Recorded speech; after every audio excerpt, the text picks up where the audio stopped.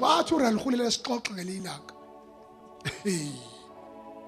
Wathi kahle mfundisi, uyazi mase sikhuluma eqiniso.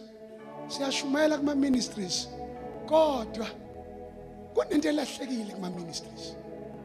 Holiness. Wathi abafana no assembly lokho okay nabe noma sibebhethe kodwa la kuma ministries seku too much liberty. Lethi iBhayibheli musana ukwenza inkululeko yenu ibe yithuba enyameni. Athi nginibuza umoya ingcolo athi angibuze ngelinga ngangifundisa izinsizwe ebandleni ukuthi umsebenzi weinsizwa ukukhipha idumbu.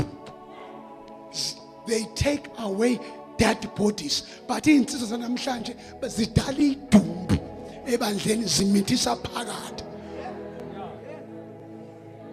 Wasethi umoya ingcwele uyazi yini yenza ukuthi bamithise bathi niyayindlela osista abayipresenta ngayo.